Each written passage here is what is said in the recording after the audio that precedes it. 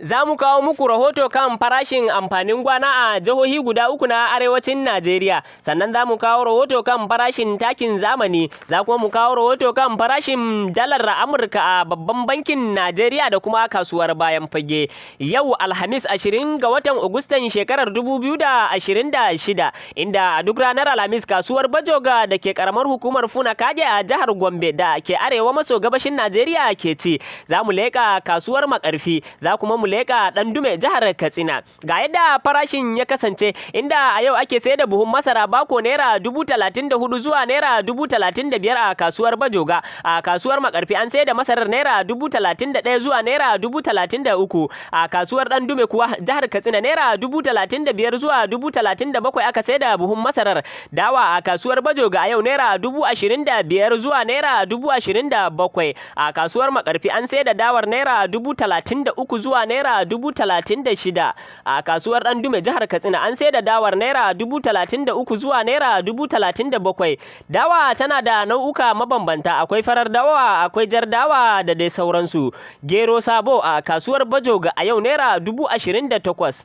Tsohon gero naira 30,500 zuwa naira 31,000. A kasuwar Makarfi kuwa geron naira 45,000 zuwa naira 47,000. A kasuwar Dandume geron naira 40,000 zuwa naira 42,000.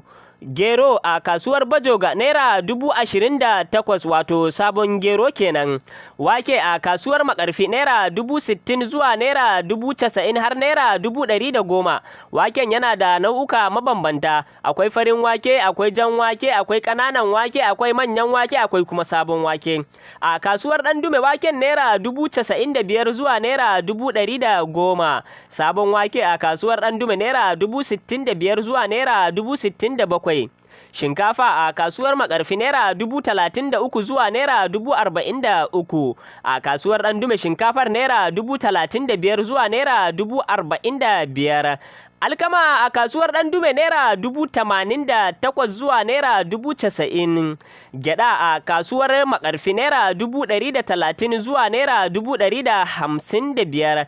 Gyada ma tana da nau'uka mabambanta, akwai yar Dakar, akwai mai bargo, akwai yar kujuru, akwai kwankwasiya da sauransu. Shinkafa tsaba a kasuwar Makarfi naira 95,000 zuwa naira 125,000. Za mu leƙa kasuwar taki, inda Dangote Yuriya yake naira 42,500 zuwa naira 44,000. Inda Roma Fertilizer kuwa naira 41,500 zuwa naira 43,000 zuwa naira 40,500. NPK kuwa naira 25,000 zuwa naira 26,000. NPK mai rama kenan.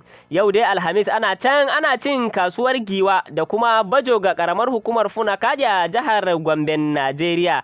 Idan muka leka babban bankin Najeriya a yau, farashin dalar Amurka naira 1,396 zuwa naira 1,400. A kasuwan bayan fage Black Market kuwa dalar Amurka naira 1,420 zuwa naira 1,428.